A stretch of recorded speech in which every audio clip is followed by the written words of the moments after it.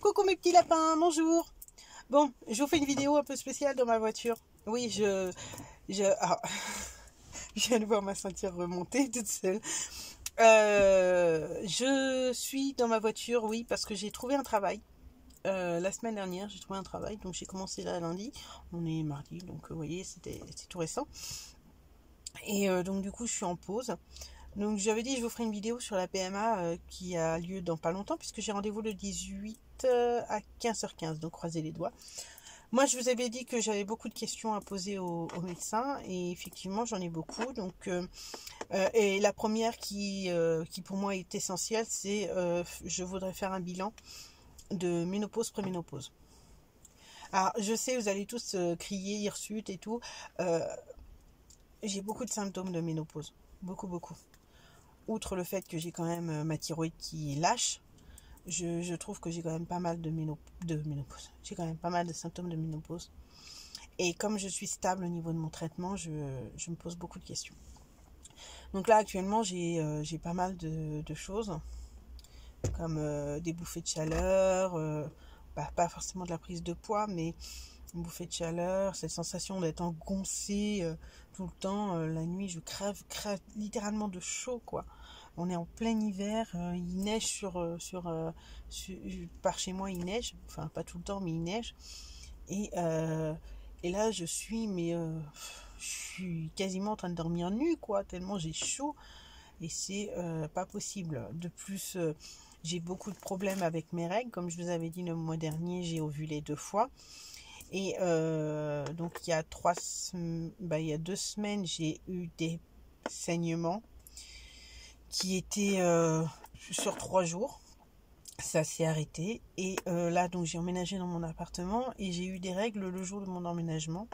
Donc là, ça fait plus d'une semaine puisque j'ai emménagé il y a plus d'une semaine. Demain, ça fera 2 semaines que j'ai emménagé dans mon appartement. Et donc j'ai toujours mes règles. Donc là, je commence un peu pas à paniquer, parce que c'est pas non plus des saignements ultra violents, mais c'est quand même des saignements qui durent longtemps. Et même si c'est pas douloureux, c'est l'inconvénient, parce que je commence aussi à avoir des irritations, des choses qui sont pas très agréables. Donc je commence un peu à en avoir ras la casquette. Et ça fait un moment que je me pose la question si je suis pas en préménopause. Parce que là, c'est pas possible, quoi. Sachant aussi que ma mère a eu la ménopause dans la quarantaine. Elle a été en préménopause à 44 et à 48 ans, elle était en ménopause complète. Donc, vous voyez, c'était rapide, quoi. Donc là, moi, j'approche de la quarantaine, même si j'ai pas envie. Bon, j'ai que 32 ans, mais quand même. Je suis plus proche des 40 que des 18, hein. Donc, ça, c'est la première question. La deuxième question, qui est vraiment très important pour moi, c'est aussi savoir si je peux avoir des enfants, parce que qui dit ménopause dit aussi impossibilité d'avoir des enfants, parce que je n'ai ou je n'aurai plus d'ovules. Donc faire un test d'ovules aussi pour savoir si je suis encore remplie de ce côté-là. Donc ça, c'est les deux questions les plus importantes et celles qui me tiennent le plus à cœur. Et puis savoir quand est-ce que je peux faire en fait la PMA assez rapidement, parce que je commence à en avoir marre là. Et puis aussi donc lancer tous les examens, tout ça. Donc c'est compliqué parce que là maintenant comme j'ai trouvé un travail, j'ai des horaires qui sont assez compliqués, puisque j'ai des horaires, je commence à 5h le matin, je finis à 10h. Pour certains jours, donc tous les 2 jours, reprendre l'après-midi de 13 à 16. Donc vous voyez, c'est compliqué. Aujourd'hui, je suis aussi de 13 à 16. Donc c'est pour ça que j'attends dans ma voiture. Donc ça, c'est bien. Donc je vais faire le point là-dessus. Ensuite, une de mes abonnées qui se reconnaîtra m'a donné une astuce. J'en avais parlé dans la vidéo précédente pour aider à avoir des glaires, tout ça. Ça aide beaucoup les femmes en préménopause ou en ménopause. Donc c'est un Onagra. Bon, vous lisez comme ça, hein. Désolée, j'écris mal. Je suis gauchère et du coup j'écris pas forcément super bien sur mes mains. Donc, ongre. Alors, je sais pas si c'est bien dit. Désolée. Et donc c'est des gélules à base de plantes, chose que je voulais. Et donc là, voilà, j'espère que ça va fonctionner parce que je vais en prendre. Donc elle m'a dit que ça se prenait au début des règles. Donc là, je peux pas en prendre. Et puis il faut que j'en achète. Donc ça se trouve soit dans les pharmacies bio, soit dans le bio, soit dans les pharmacies. Moi j'irai en pharmacie, hein, je vais pas me casser la tête. Mais qu'est-ce que je voulais dire, je vais vous remettre. Ah bah voilà, c'est mieux, hein. Donc je vais prendre ça sur 15 jours. Donc 14 jours, c'est ça, elle m'a dit 14 jours jusqu'à l'ovulation. Et puis après, donc je pense que je vais prendre ça surtout sur mon temps de PMA. Je vais faire aussi pas mal de choses comme genre la méditation, les trucs un peu zen, les techniques de respiration. Il faut que je trouve, parce que là maintenant je viens d'emménager donc c'est un peu compliqué, mais il faut que je trouve aussi des séances d'acupuncture, parce que la dernière fois ça m'avait extrêmement bien aidé. Je me rappelle avoir fait une séance d'acupuncture où la dame m'a piqué à un endroit et j'étais sur la table. Elle me dit, vous inquiétez pas, hein, si vous dormez ça va, c'est normal. Elle m'a piqué, je vous jure, j'ai poum direct. J'ai pas eu le temps de dire ouf que je dormais. Je me suis réveillée 3/4 d'heure plus tard, à la fin de séance, et j'avais des seringues, des aiguilles partout. Donc j'ai toujours mes petites aiguilles qui sont dans mes cartons. D'ailleurs, je sais pas, je crois qu'elles sont là. Peut-être qu'elles sont là. Ah, je n'ai pas vidé toute ma voiture et du coup j'ai un peu de bordel dans ma voiture. Ça doit être ça, elle doit être dans le coin. Non, elle n'est pas là. Non, ça c'est ma trousse de secours. J'étais en train de me dire que peut-être elle était dans ma trousse, mais non, elle n'a pas l'air de... Peut-être dans le carton. Ah, peut-être dans le carton. Alors, attendez. Oh, plop.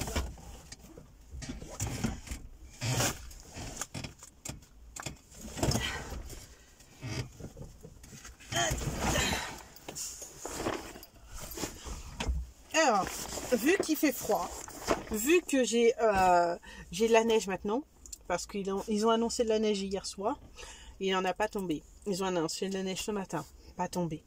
Sur les monts, il y en a plein. Et vu que je suis dans ma voiture, vu que j'ai toujours des trucs en cours, je me suis dit, je vais pas être bête, je vais prendre des vêtements que je vais laisser dans la voiture, comme ça, si un jour il neige trop et que j'ai froid, j'aurai les vêtements. Donc, petite aiguille. Alors, je ne sais pas si elles sont là. J'ai plein de trucs encore. Oh tiens, j'ai retrouvé ma javel. La fille qui... Oh mon dieu. Je vous jure, je retrouve des trucs de ouf dans mes trucs. Tiens, mon ordonnance, elle était là. Oh, je vais la mettre dans mon sac. La fille qui retrouve plein de trucs dans ses cartons. Ah, j'ai eu le malheur. Et Sab, elle me gueule dessus. Sab, c'est ma pote. Elle me gueule littéralement dessus parce que je laisse toujours traîner, véridique, hein, mes cartons dans ma voiture. Elle me dit, mais quand est-ce que tu ranges? Quand est-ce que tu fais les choses? Quand est-ce? Oui, bah, je sais. Oui, je sais. Alors, actuellement, je suis toujours sans frigo. Je suis toujours sans rien. C'est pour ça aussi que la PMA, je suis pressée et pas pressée. Parce que, qui dit... T'inquiète pas, ça va, tout va bien dans le monde. Qui dit avoir un bébé, dit nécessité de avoir, comment on dit, d'avoir un... Comment on appelle ça, alors, la chambre, je l'ai. Mais d'avoir un frigo, d'avoir une machine, d'avoir plein de choses, tout ça, je n'ai pas. Actuellement, je suis toujours en état de recherche. Non, c'est pas là. D'habitude, c'était là, mais là, je sais pas. J'ai pas retrouvé. Bon, bah, désolé. Je vous le montrerai dès que je les ai retrouvés. Mais là, je les ai pas retrouvés. Elle doit être dans les cartons. Je sais où. Ça y est. Et elle est chez moi, évidemment. Donc du coup, allez. Ah, j'ai pas tant de chaud que ça dans la voiture. Hein. Ouais, donc du coup, PMA à mort, j'ai trop envie. Alors Sam me dit oui, il faut attendre, gna gna gna. J'ai pas envie d'attendre en fait. Elle a des enfants, donc et puis elle sait les complications que j'ai, mais elle pense que j'y pense trop. Je le sais que j'y pense trop, mais c'est tellement frustrant de voir des gens. Oh, mon Dieu, c'est encore pire. On va rester comme ça. Hein. Tellement frustrant de voir des gens avoir des enfants, alors que toi tu en rêves, mais vraiment littéralement tu rêves d'avoir des enfants. Oh mon Dieu, j'ai du dentifrice. Pardon. Pardon. Désolée. Tu rêves d'avoir des enfants, tu n'en as pas. Tu en vois partout, tu n'en as pas. C'est une horreur.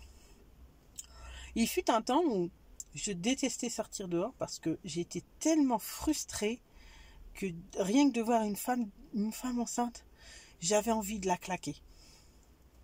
C'est pas contre elle, hein. C'est juste qu'elle était enceinte et pas moi. Et j'avais envie de la claquer. Tout à l'heure, je suis allée à un truc et tout, et la nana était enceinte. Mais elle a dit clairement, elle a dit qu'elle allait accoucher dans 2 mois.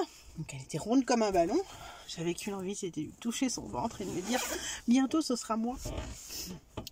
La frustration extrême de voir des gens tout le temps enceintes, de voir des femmes avec leurs ballons, qui sont là, heureuses et pimpantes, avec leur teint jaune fluo. Et toi, t'es là à te dire, mais quand est-ce que ce sera mon tour? Je hais les femmes enceintes. Je hais tout ça. Je hais cette situation de devoir haïr des gens. Enfin, pas de les haïr, mais d'avoir envie de claquer cette personne parce elle a ce que je désire le plus, quoi. Je sais pas pour vous, les femmes qui sont en mode PMA. Excusez-moi, c'était pas terrible.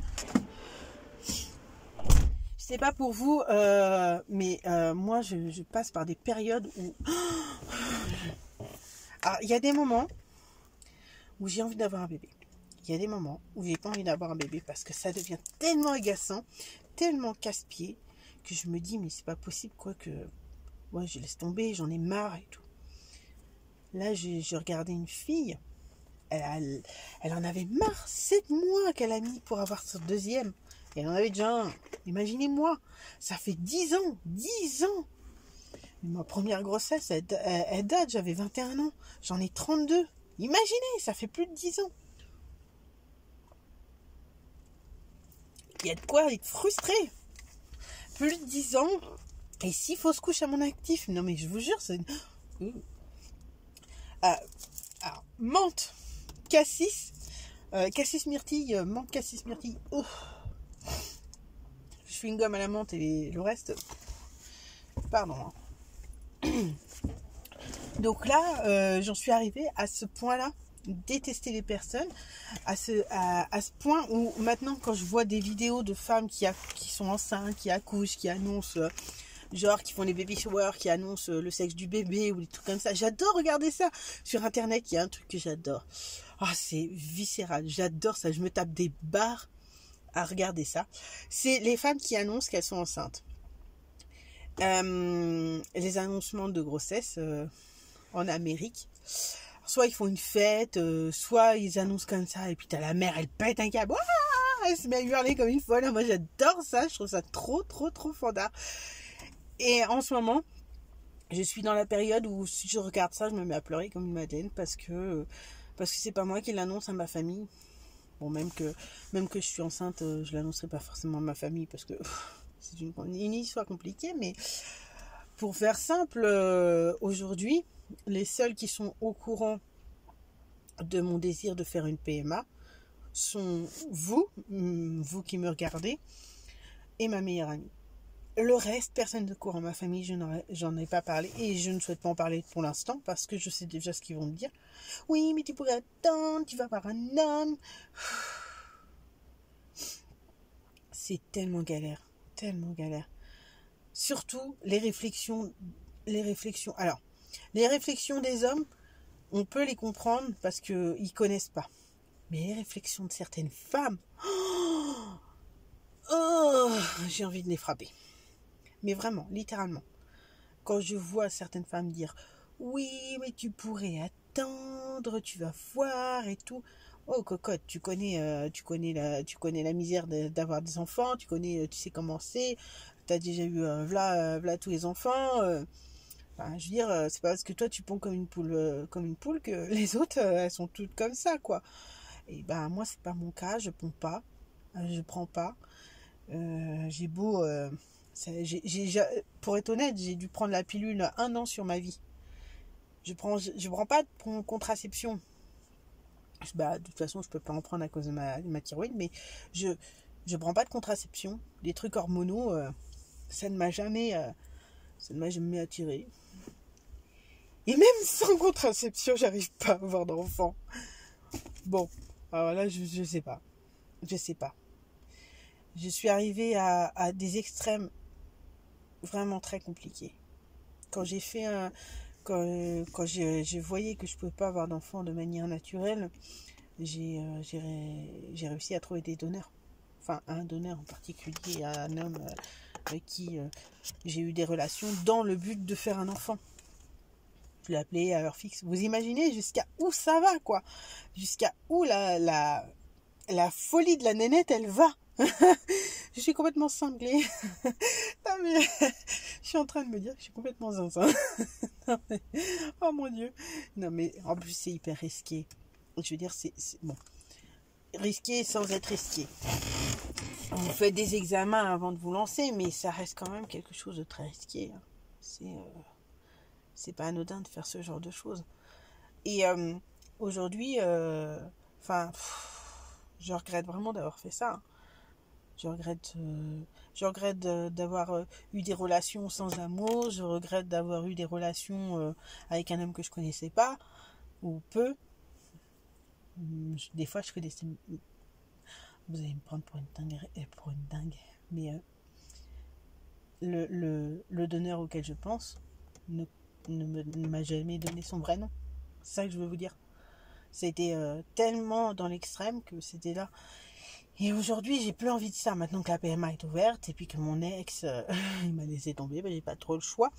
Mais finalement, c'est un mal pour un bien parce que je sais que maintenant, cet enfant, je le veux, je l'aurai.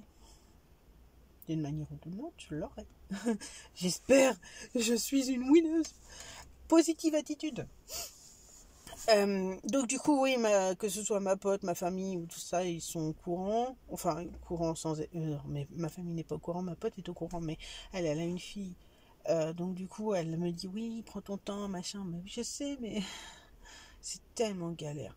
De la voir, elle, avoir des enfants, alors que moi, je peux pas, c'est compliqué. En plus de ça... ce qui est vraiment un coup de poignard dans mon cœur, mais c'est affreux, mais c'est pas contre elle, hein. J'adore sa fille et je l'adore vraiment littéralement. C'est que en fait sa fille a l'âge où devrait avoir mon bébé, quoi, mon fils. Et vous imaginez la cruauté de la chose, voir tous les jours l'enfant, pas l'enfant que j'aurais dû avoir, mais enfin, elle est tombée enceinte 1 mois après moi. Je veux dire, quand elle m'a annoncé sa grossesse, moi j'étais déjà à 2 mois. Quand elle a accouché, j'aurais dû accoucher 1 mois avant. Vous imaginez la cruauté? Et de voir la fille tout le temps, la petite tout le temps, je lui en veux pas, hein. J'adore cette gamine, je vous jure, je l'adore. Même si des fois je lui arracherais bien la tête. J'adore vraiment cette gamine. Mais c'est cruel parce que ça fait mal, c'est violent de se dire oh putain, il aurait 11 ans. Aujourd'hui, mon fils aurait 11 ans. Vous imaginez? Ah, de 2009 à 2019, ça fait 10 ans. Il aurait 10 ans.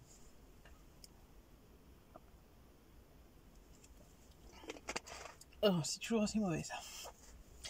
Enfin, voilà, on va pas faire de la déprime. Ça fait 20 minutes que je vous parle de déprime. Non, mais voilà, c'est rendez-vous PMA. C'est rendez-vous aussi pour faire le point, pour voir tout ça. Parce que Vous avez vu, vous voyez dans ma vidéo, vous allez me suivre et vous allez voir qu'en fait, c'est vraiment, dans ma tête, c'est le bordel. C'est le bordel, j'aime quand c'est clair et tout, et là c'est le bordel. Donc j'ai absolument besoin de voir un médecin pour pouvoir faire le point. Je sais déjà ce qu'il va me dire. Faut perdre des poids. Alors, sache mon coco que ce que je suis en train de faire au travail, c'est juste le meilleur sport du monde. Je vous jure. C'est simple. J'ai fait de la mise en rayon. Mais de la vraie mise en rayon. Avec les cartons, avec les machins, et j'ai 2 heures pour faire le tout. Oh mon Dieu, je vous jure, mon cœur, j'ai cru qu'il allait s'arrêter tout à l'heure. Je courais partout. Donc c'est le meilleur sport du monde. Et même là, je sais déjà que j'ai perdu du poids. Déjà, j'ai perdu 20 kilos, c'est énorme. Mais là, j'ai encore perdu du poids, je le sens parce que mon pantalon commence à tomber. Et tout à l'heure, j'ai perdu ma culotte. Vous savez, vous avez le pantalon qui glisse et puis ça glisse avec la culotte. Et là, vous vous dites non, j'ai tout à l'air. C'est pas possible. Alors, vous êtes tranquillement en essayant tranquillement de vous coller dans un rayon pour essayer de remonter la culotte sans que personne vous voit. Et évidemment, il y a toujours un blaireau derrière vous. Oh, mon Dieu, je vous jure. C'est horrible. Bon, c'était la minute, zinzin de l'espace. Bon, je vous laisse, je vous fais de gros bisous parce qu'en fait il y a mes collègues qui passent et qui me voient parler toute seule, donc ils pensent que je suis en train de parler toute seule. Et comme ils savent pas que je fais des vidéos sur YouTube, pas ou peu, du coup voilà, ils pensent que je parle toute seule. Alors déjà que ça fait que 2 jours, ils me prennent pour une folle. Vaut mieux que je reste tranquillement dans leur petit papier pour le moment. Voilà, bon. C'était le point sur le rendez-vous PMA, le plus important, la prise de sang pour force, si je suis ménopausée. Voilou. Bon, mes petits loulous, je vous retrouve dans pas longtemps. Je vous avais parlé d'un médicament que je voulais prendre, et donc du coup, je sais plus si je vous l'ai montré, je vous le remontre. ONAGRE. Donc, Onagre. C'est ça, hein. Dis-moi si c'est ça, s'il te plaît, parce que alors moi je suis une bulle française. Au français, je suis une bulle, littéralement. Pour une française, ça fait mal, hein, quand même. Oh, purée. Bon, enfin, je vous laisse, je vous fais de gros bisous, je vous souhaite une bonne journée. Rappelez-vous que dans un mois, c'est bientôt Noël. bientôt. Un petit peu plus d'un mois, mais bon. Lancez-vous dans vos paquets. Bientôt, ça va être l'heure de décorer le sapinou. Oui.